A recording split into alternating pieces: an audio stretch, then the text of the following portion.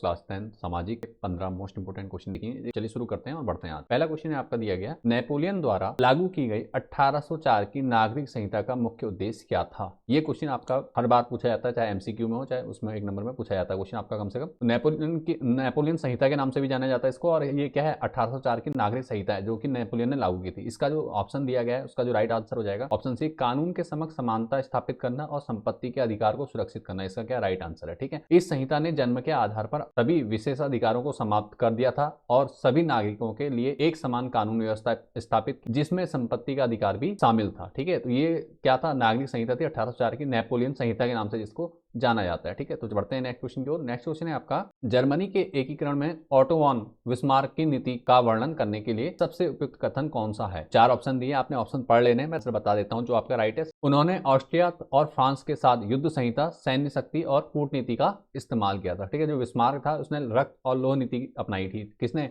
जो बिस्मार्क था उसने क्या किया था, रक्त और लोह नीति अपनाई थी। कई बार पूछ लेता आपको रक्त और लोह नीति किस शासक ने अपनाई थी, तो आपको पता होना चाहिए कौन था, बिस्मार्क था। जर्मनी राज्यों को एकजुट करने के लिए युद्ध और गठजोड़ शामिल थे। ठीक है, दोनों चीजों का उपयोग किया था जर्मनी के राज्यों को एकजुट करने के लिए। ठीक है, तो अगले क्वेश्चन में बढ़ते हैं। क्वेश्चन नंबर 3, रॉलेट एक्ट 1919 का भारतीय राष्ट्रविदों या क्रांतिकारियों के द्वारा पुरजोर विरोध क्यों किया गया। ठीक है, इनके द्वारा पुरजोर विरोध क्यों किया था रॉलेट एक्ट। इससे एक क्वेश्चन आपका ये बन सकता है कि रॉलेट एक्ट भारत कब आया, 1919 में। ठीक है, और इसका विरोध क्यों हुआ था। इसमें सरकार को बिना किसी मुकदमे के किसी भी व्यक्ति को कैद करने का अधिकार दिया था। ठीक है, इसमें ब्रिटिश सरकार को क्या था, किसी भी व्यक्ति को बिना किसी मुकदमे के कैद कर सकते थे। कानून किस लिए आया था, राजनीतिक गतिविधियों को दबाने, राजनीतिक कैदियों को 2 साल तक बिना किसी मुकदमे की हिरासत में रखने की अनुमति देता था। 2 साल तक क्या करते थे, किसी भी क्रांतिकारी को बिना किसी मुकदमे के जेल में डाल सकते थे, हिरासत में रख सकते थे, जिसे काला कानून कहा गया था। ठीक है, रॉलेट एक्ट को क्या कहते हैं, काला कानून भी कहा जाता है। ठीक है, तो ये क्वेश्चन इस प्रकार से बन सकता है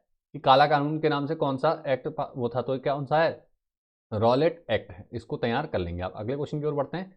क्वेश्चन नंबर 4, गांधी जी ने 1922 में असहयोग आंदोलन को क्यों स्थगित कर दिया, अर्थात रोक दिया था। ठीक है, असहयोग आंदोलन चालू किया गया था लेकिन 1922 में क्या होगा, उसे बंद कर दिया था, उसको रोक दिया था। तो किस कारण से रोका था, तो उसका जो आंसर है, चोरा चोरी की घटना। ठीक है, जब क्या हुआ, प्रदर्शनकारियों की भीड़ ने एक पुलिस स्टेशन में क्या करी, आग लगा दी। तो गांधी जी ने आंदोलन वापस ले लिया क्योंकि उन्हें यह हिंसा के सिद्धांत का विरोध था। ठीक है, क्योंकि असहयोग आंदोलन था लेकिन वो अहिंसा के पुजारी भी थे, आपको पता गांधी जी। तो गांधी जी को क्या लगा, ये अहिंसा के सिद्धांत पे जा रहे हैं, तो उनके हिंसा पर, मतलब अहिंसा के सिद्धांत के विरुद्ध था, तो इसलिए क्या उन्होंने बंद कर दिया था इसको। ठीक है, किसको, असहयोग आंदोलन को।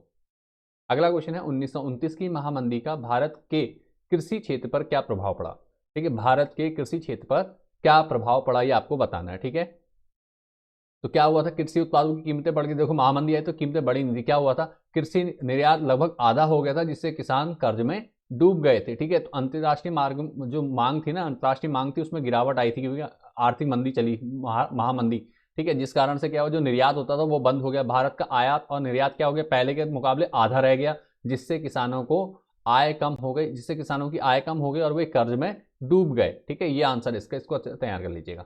अगला क्वेश्चन, भारत में कपास की खेती के लिए कौन सी मिट्टी सबसे उपयुक्त मानी जाती है और यह मुख्य रूप से किस क्षेत्र में पाई जाती है। तो ये देखो, जो आपकी कपास मिट्टी है, कपास किसमें होता है, काली मिट्टी में पाया जाता है। ठीक है, काली मिट्टी जिसे रेगूर मिट्टी भी कहा जाता है, काली मिट्टी या रेगूर मिट्टी। ठीक है, में नमी बनाए रखने के लिए उच्च क्षमता होती है। ठीक है, क्योंकि नमी की आवश्यकता होती है, जो इसे कपास की खेती के लिए आदर्श बनाती है। ठीक है, कौन, काली मिट्टी को क्या करती है, जो नमी सोखने की, जो नमी बनाए रखने की जो क्षमता होती है ना, उच्च क्षमता, वही इसको क्या करते हैं, कपास की खेती आदर्श बनाती है। और यह मिट्टी कहाँ पाई जाती है, महाराष्ट्र और दक्कन के पठारी क्षेत्रों में पाई जाती है। कहाँ, महाराष्ट्र में और दक्कन के पठारी क्षेत्रों में काली मृदा पाई जाती है। ठीक है, तो ये इसका आंसर आपने तैयार कर लेना है। एक क्वेश्चन जरूर आता है इस क्वेश्चन पे, काली मृदा से लेकर के। ठीक है, कपास और काली मृदा से लेकर।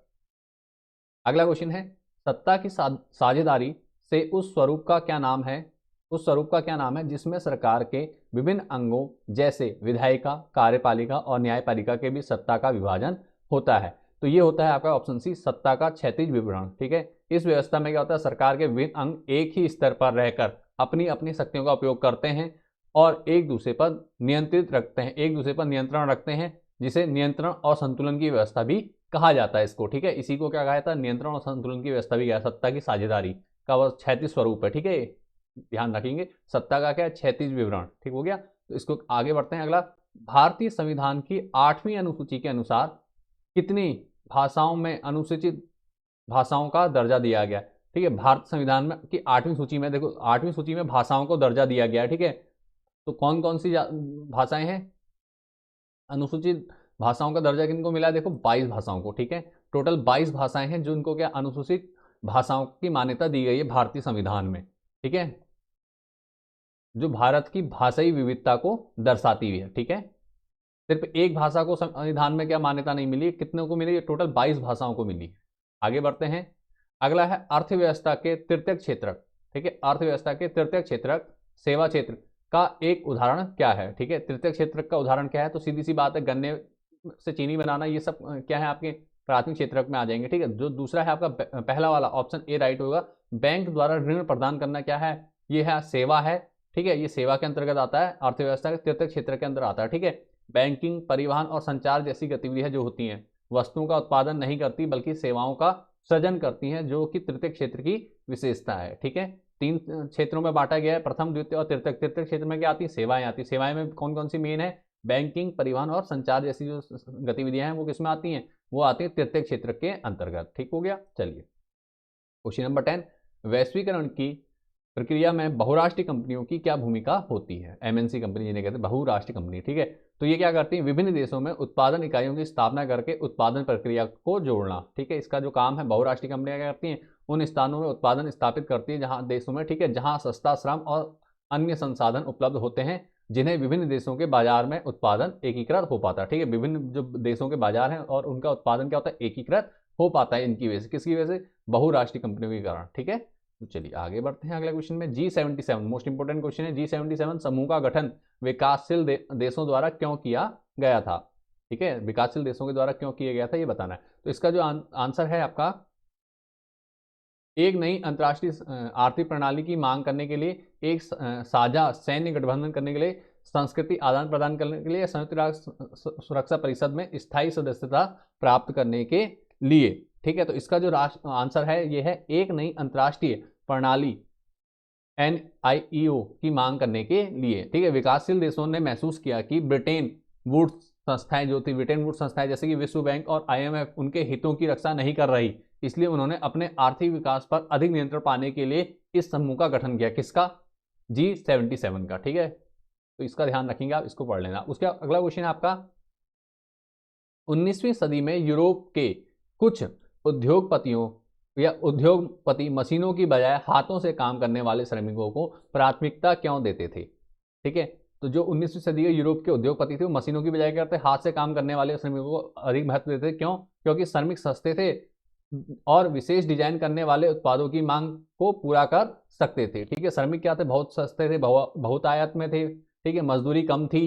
ठीक है, हाथ से काम करने वाले कारीगर बाजार में विभिन्न डिजाइनों और आकारों की मांग को पूरा कर सकते थे, जिससे मशीनें नहीं कर सकती थी। ठीक है, तो ये आपका क्या हो गया आंसर इसका। क्लियर? आगे देखते हैं अगला क्वेश्चन, भारत में स्वर्णिम चतुर्भुज राजमार्ग परियोजना का मुख्य लक्ष्य क्या है? ठीक है, भारत में जो स्वर्णिम चतुर्भुज महाराजमार्ग परियोजना का मुख्य लक्ष्य क्या है? तो इसका क्या था? भारत के 4 प्रमुख महानगरों दिल्ली, मुंबई, चेन्नई और कोलकाता को जोड़ना। ठीक है, यह परियोजना इन 4 महानगरों के बीच में क्या थी?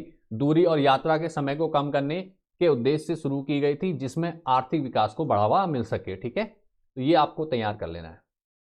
अगला क्वेश्चन, भारत में महिलाओं के लिए राजनीतिक प्रतिनिधित्व सुनिश्चित करने हेतु आरक्षण की व्यवस्था किन स्तर पर की गई है? तो इसके लिए जो पहला आंसर हमारा सही है, ऑप्शन ए सही है, पंचायती राज व्यवस्था। 73वें संविधान संशोधन अधिनियम के तहत क्या किया गया है? जो महिलाओं को आरक्षण दिया किसमें? पंचायती राज विभाग में। ठीक है, 73वां संविधान संशोधन के अंतर्गत किया गया। स्थानीय स्वशासी निकायों जैसे पंचायतों में, नगर पालिकाओं में कम से कम 1/3 सीटें क्या है? महिलाओं के लिए आरक्षित है। ठीक है, सिर्फ पंचायती राज में, किसमें? पंचायतों में और नगर पालिकाओं में। तो यहाँ पे आपको ये चीज ध्यान में रखनी है।